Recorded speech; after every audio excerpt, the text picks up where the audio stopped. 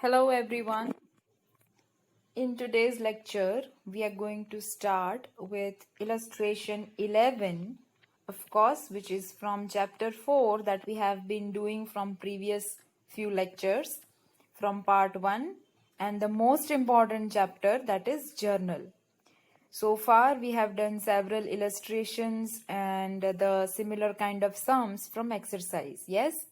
And today we are going to do illustration 11, which is a mixture of all the illustrations that we have completed so far. Illustration 11 is given on page number 79 in your textbook. Let us quickly begin. And of course, this is the 21st lecture since we have started this subject. And yes, let us start. I repeat, it is given on page number 79 in your textbook. In case if you want to keep your textbook open. Otherwise, the proper images along with the questions and answers have been captured and have been presented on the screen. Okay, so starting with illustration 11. Record the following transactions in Journal of Sri Omkar Traders. So Omkar Traders is the owner.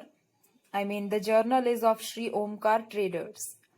2014 October 1st. If you remember, the very first thing that you are supposed to do is that you will prepare the format of journal. Date, particulars, LF, debit amount, credit amount. The heading that you will be giving, it is Journal of Sri Omkar Traders, or else Journal Entry of Sri Omkar Traders, the way it is written here. Alright, the sum is a bit longer, and looking at the number of transactions of this illustration, you have to prepare a format accordingly. Alright, that you should be able to understand. Yeah. So starting with the first transaction. Now, as I said, it is a mixture of all the all the illustrations that we have done, and a long illustration has been formed, illustration 11.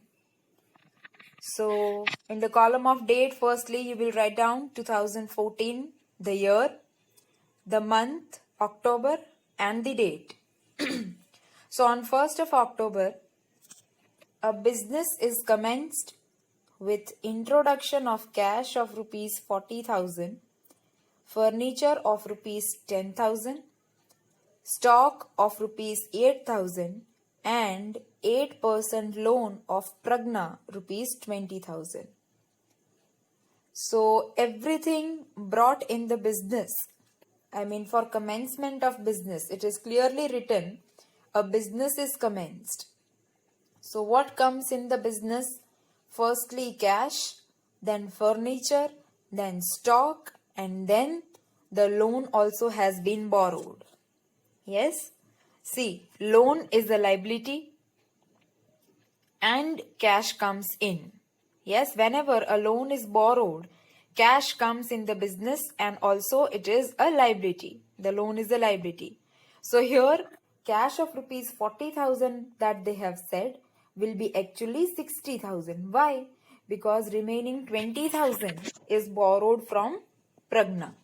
So total cash that comes in the business is 60,000, that is 40,000 plus 20,000. Furniture is an asset, asset comes in, debit what comes in. Stock of rupees 8,000, this is stock of goods. Yes, stock of goods comes in, debit what comes in. So the journal entry for this is simply cash account debit 60,000, 40,000 cash and 20,000 of loan.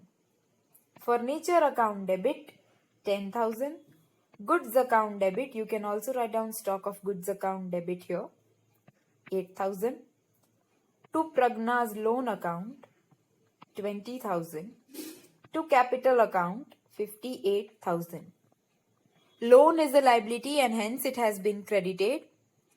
And remaining is capital. Capital is an investment made by the owner for commencement of business. Yes? Moving towards the second journal entry, the second transaction. Narration I won't be reading. You can read narration on your own. It is quite simple. The 2nd of October, at the time of inaugural of shop, paid for ice cream and other expenses rupees 3,500. So this comes under the heading of sundry expenses. We have understood this in the previous lecture itself, while we were doing the transactions of revenue and expense. Yes? So firstly, paid. The word paid in this transaction indicates that the transaction is cash transaction and cash is paid. Cash goes out. Credit what goes out. And this is sundry expense. Expense is to be debited as per the rule of nominal account. So let us see the journal entry for this. The journal entry second. Sundry expense account debit 3,500 to cash account 3,500. Expense is to be debited as per the rule of nominal account and cash goes out. Credit what goes out as per the rule of real account. So moving towards the third transaction, it says opened bank account with Bank of Baroda by depositing rupees 25,000 in cash. An account has been opened with Bank of Baroda and cash is deposited 25,000. So bank is the receiver, cash goes out and hence bank account debit 25,000 to cash account 25,000. Cash goes out of the business and is deposited in the business bank account itself. So in short, bank is receiver, debit the receiver to cash account. Cash goes out. Yes? So with this we complete the first 3 transactions. Now moving ahead, the next transaction on 4th of October is electronic weighing machine purchased for rupees 4,000. A weighing machine is purchased. This comes under the heading of dead stock. Yes, and it is purchased. Machine is purchased. Debit what comes in. Yes, dead stock is an asset. Yes, and whenever an asset is purchased, the name of the asset is to be written. Here it is dead stock, then dead stock account debit, it is to be written. Yes, purchase sale word is used only in the purchase of goods. And obviously, 4,000 cash is paid. So let us see the journal entry for this. Dead stock account debit 4,000 to cash account 4,000. Electronic weighing machine is said to be dead stock. Yes, it's an asset. Asset is always having a debit balance. And cash goes out. The next transaction on 5th of October. Machine of rupees 5,000 is purchased from Navkar traders and paid machine installation charges rupees 500. Now this transaction, if you remember, this type of transaction was in sum number 10 from exercise. Yes, all the transactions regarding purchase of an asset and the other expenses paid on the same were in sum number 10. So machine is an asset, debit what comes in. It is purchased from Navkar traders.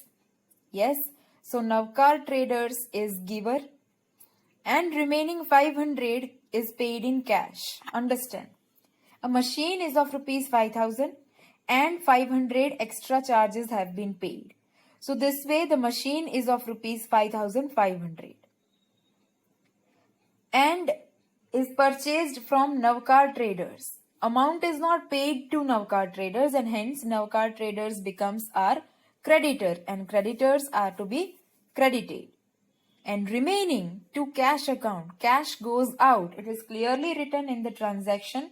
Paid machine installation charges rupees 500. That means machine installation charges have been paid in cash rupees 500. And remaining 5,000 is not yet paid to Navkar traders. Yes. So machine account debit 5,500. Machine हमें 5,500 rupees में पड़ा. उसमें से 5,000 Navkar traders को पे करने हैं, liability, creditors, credit, and 500 is paid in cash that moment itself. So credit what goes out, cash account credit. Yes. Moving towards the next transaction, on 8th of October, goods of rupees 10,000 are purchased from Shivam traders at 10% trade discount. Rupees 50 paid for carriage. Now goods have been purchased. From whom? From Shivam traders at 10% trade discount. The concept of trade discount we have understood well in the previous illustrations and respective sums that we have solved. Firstly, 10,000, 10% is 1,000. So the price of goods is 10,000 minus 1,000, that is 9,000. And rupees 50 is paid for carriage. Now let me clarify a point here. In the previous transaction, installation charges that were paid were debited to machine account itself. That means 500 was added in machine account. But in case of purchase of goods, you have to show the expense separately. That means in this transaction, we are going to debit carriage account even. Yes, let us see the journal entry for this. It says purchase account debit. Goods have been purchased of rupees 9,000. Then an expense on purchase of goods rupees 50. Expense is to be debited as per the rule of nominal account. To Shivam traders account. 9,000 is to be paid to Shivam traders. This is credit transaction. Shivam traders becomes my creditor. To cash account rupees 50. Cash goes out. The carriage that is paid. Yes. Now if you might be thinking, if you are thinking that why the expense paid on installation of machine was not separately debited and carriage paid on purchase of goods is separately debited. So I have explained already while solving sum number 10 from exercise, while explaining that sum, that the extra expenses paid for, on purchase of an asset is never separately debited. It is debited to that particular asset itself. If we are talking about goods, then one important point here is that goods are to be sold. They are purchased and then they will be sold. So each and every calculation is to be shown separately. So the main point that I want to clarify here is that whenever an asset is purchased, the installation charges, the documentary charges, etc. is not debited separately. It is debited to that particular asset itself. And in case of purchase of goods, it is to be separately shown. Yes? I request you all please ignore the sound appearing in the background. You all know very well this is the period of work from home. So a bit disturbance might appear in the background. Yes. So your concentration, your attention should be towards what I am explaining and not to the disturbance. Yes. Even I cannot do anything about it. Yeah. So yes. So this is the journal entry for the transaction on 8th of October. And let us see ahead. On 10th of October, it says house rent paid rupees 7,000 and life insurance of rupees 1,200 paid by check. House rent is drawings. So firstly, drawings account debit. Let us read the question. House rent and life insurance. Now both of them is drawings. Is personal expense of the owner. And personal expense of the owner always comes under the category of drawings. House rent and life insurance. Both of them come under the heading of drawings. Why? Because these are the personal expenses of owner. So overall drawings is of rupees 8,200. 7,000 plus 1,200. And that is paid by check. Here, they have separated house rent paid rupees 7,000 and life insurance 1,200 paid by check. Both of these are drawings, but house rent is paid in cash and life insurance is paid by check. So the journal entry for this is drawings total 8,200, drawings account debit 8,200, to cash account 7,000, to bank account 1,200. A check is given for life insurance of rupees 1,200. Let us see the next transaction. On 12th of October, goods of rupees 5,000 sold to Akash traders at 10% trade discount. 10% cash discount will be allowed if due paid in 10 days. Try to understand the question first of all. Goods of rupees 5,000 have been sold to Akash traders at 10% trade discount and 10% cash discount will be allowed if due paid in 10 days.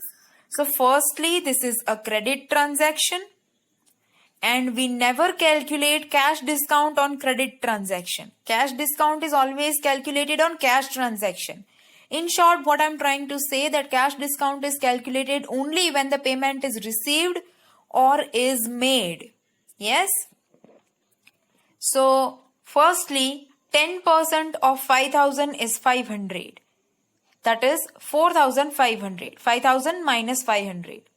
So goods have been sold to Akash traders at 4,500 rupees.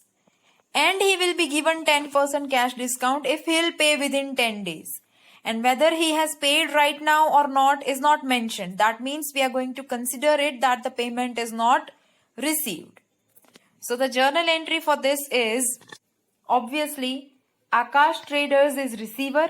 So Akash traders account debit 4,500. To sales account 4,500. Goods goes out. Akash traders is receiver. Debit the receiver. To sales account.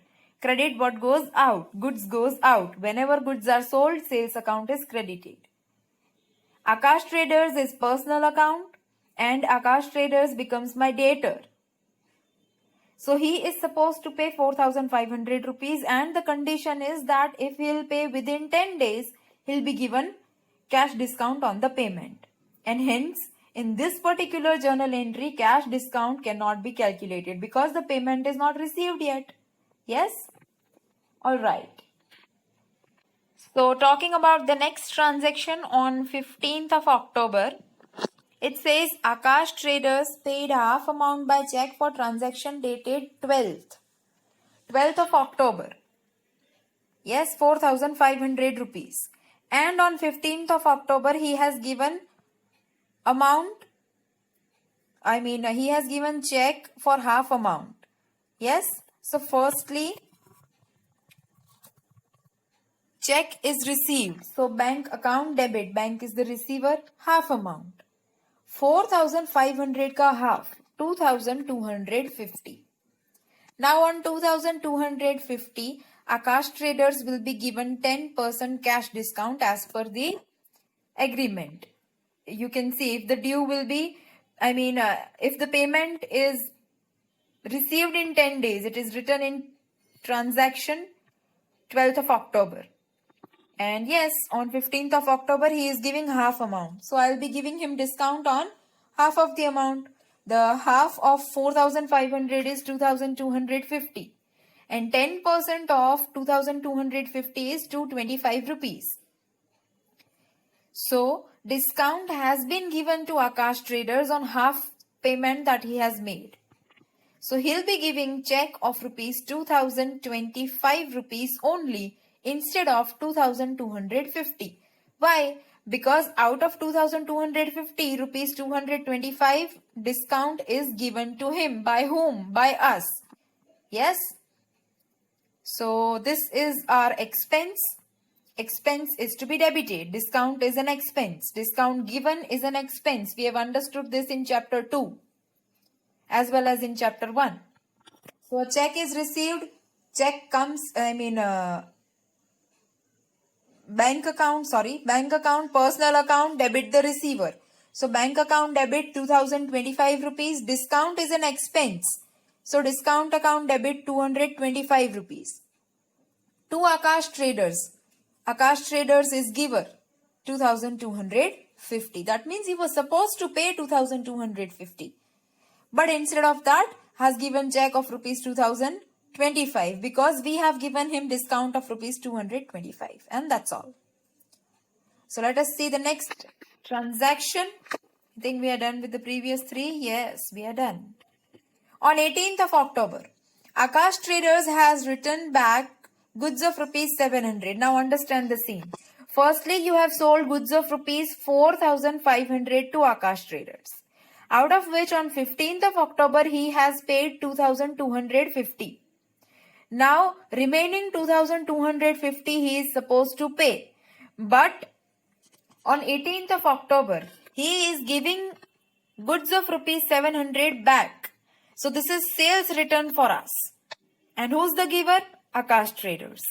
So sales return account debit to Akash Traders account 700 rupees. Sales return account has been debited. Why? Because goods comes in our business. And who is the giver? Akash Traders. So credit the giver. Yes? When the debtor will return goods, it is sales return, and when we are returning goods, it is purchase return. So Akash Traders is the giver, hence Akash Traders account has been credited. Sales return account has been debited because goods comes in. Debit what comes in. Alright, let us see the next transaction. Rupees 2000 withdrawn from Bank of Baroda for shop expense. Bank of Baroda. We have opened a bank account in Bank of Baroda. It is written here. I think it is the, yes, 3rd of October. So this is a business bank account. And an amount has been taken from Bank of Baroda for shop expense. What is taken from bank? Cash.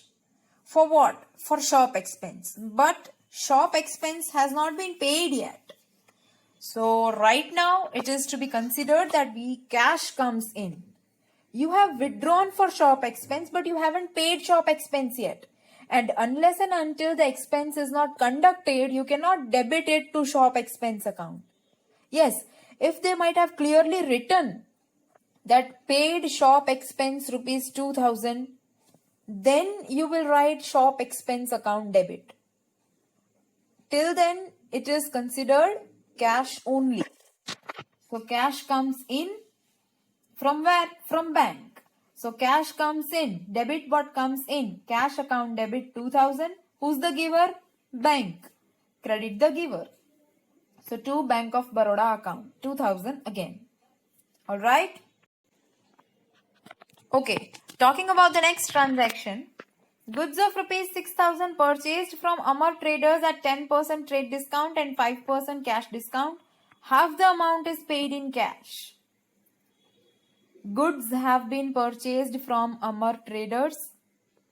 Firstly, we'll calculate trade discount without giving it a second thought. So 6000, 10%, 600. 6000 minus 600, 5400 rupees. Yes? And further, 5% cash discount. Now who will receive discount? Us. Because we have purchased goods from Amar Traders and Amar Traders is giving us discount. So here discount will be our income. In the previous transaction that we have done on 15th of October, we are giving discount and hence discount has been debited. Here we are purchasing from Amar Traders and discount is received. So discount is income. Firstly, goods of rupees 5400 has been purchased. How? 6000 minus 600 trade discount. So firstly, purchase account debit 5400. To cash account, to discount account, to Amar Traders account. Understand? 5400 rupees. What is the half of 5400? It is 2700 rupees. Yes? So 2700 rupees they say in this transaction that we have paid in cash. Half of the amount is paid in cash. And on the Cash payment, obviously cash discount will be given by our traders, but will be given on half amount only. And how much? 5%. So firstly, what is half of 5,400? It is 2,700. So what is 5% for 2,700? If you will be using your Kelsey, you will get to know. Yes? You are supposed to listen to me carefully and follow the instructions. So 5% of 2,700 is 135 rupees. So I have to pay only rupees 2,565 instead of 2,700 rupees. So purchase account debit 5,400 to cash account 2,565 instead of 2,700 because 5% cash discount is given. To discount account, this is my income because discount is received. All the incomes are to be credited as per the rule of nominal account. 135, which is 5% of 2,700. And about remaining 2,700, obviously I have not paid because it is clearly written in the transaction that only half amount is paid in cash. That means remaining half is not paid. And if it is not paid, that means it is a liability. Amar Traders is my creditor. Creditors are always credited 2,700 rupees. So this completes transaction on 21st of October. Yes? Let us move ahead. Okay, on 24th of October, it says goods worth rupees 500 is donated to Mahila Vikas Grah. This is donation. Obviously, you don't charge for donation, but still, if you have donated, it is your expense because you have purchased those goods by you have paid for those goods and now those goods you are giving for donation. So this becomes your expense. Yes. So donation is an expense. So donation account debit 500 to purchase account. Now why to purchase account? Because goods are going out of the business. Goods are not sold. Goods are donated. So goods given for donation, goods given for advertisement, goods given as sample, goods taken for personal use. In all these cases, purchase account is to be credited. And the logic for this also I have explained in the previous lectures. Yes? In the beginning of chapter 4, I think. Yes? So that is the logic of crediting purchase account because goods are going out of the business other than sales. Yes?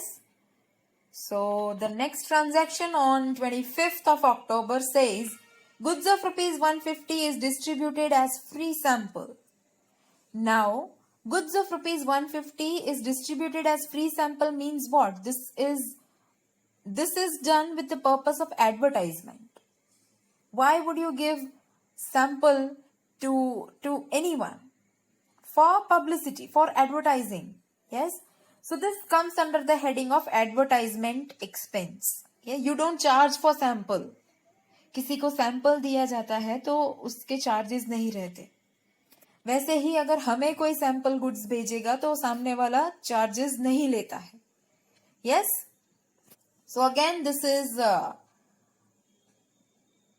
goods going out other than sales. So again purchase account is to be credited and of course goods have been given as sample with the purpose of advertisement. So this becomes advertisement expense. Advertisement expense account debit 750. Expenses are to be debited as per the rule of nominal account. To purchase account. Goods going out other than sales. Goods given as sample. Alright. Let us see the next transaction. An order is issued to Vikas Agency for goods of rupees 3,000. Only the order has been issued. So this is a non-economic transaction. The order is not yet implemented. Just the order is given. Yes. So moving towards the next transaction, the business owner has withdrawn goods of rupees 2,000 and paid tuition fees of son rupees 8,000 from business. Firstly, goods have been withdrawn and then the tuition fees of son has been paid. So overall drawings 2800. Yes. So drawings account debit 2800 to purchase account. Goods going out other than sales. To purchase account 2000. To cash account 800. Cash goes out 800 withdrawn for personal use. To purchase, this is goods withdrawn for personal use. Whenever goods goes out of the business, purchase account is to be credited. No doubt it is taken for personal use. Cash goes out of business, credit what goes out. And both goods and cash goes out of the business for personal use, and hence 2000 plus 800, 2800 has been debited to drawings account. Alright. Let us see the next and last transaction. Interest of rupees 3 months paid on 8% loan of Pragna. In the very first transaction, a loan has been taken from Pragna of rupees 20,000, and now the interest for 3 months is paid on loan of Pragna. Yes? Let us see the journal entry for this. Interest paid is an expense and hence it has been debited. Interest on loan account debit to cash. Of course, cash goes out. Yes, this journal entry is no big deal. The matter is all about amount. So let us see the calculation for amount. Okay. The loan is of rupees 20,000. Firstly, how much interest is to be paid? 8%. So 20,000 into 8%, that is 8 by 100.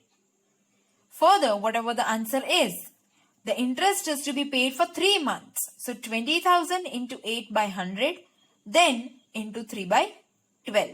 If you will calculate it in this manner, you'll get the answer 400. Yes? You can also calculate it by your way. It is simple math. Yes? There is nothing new. Yes, a loan has been taken of 20,000, 8% interest is to be paid. So 8 2s is 1600. Yes? So 1600 if it is for 12 months, then how much is for 3 months? Just that simple.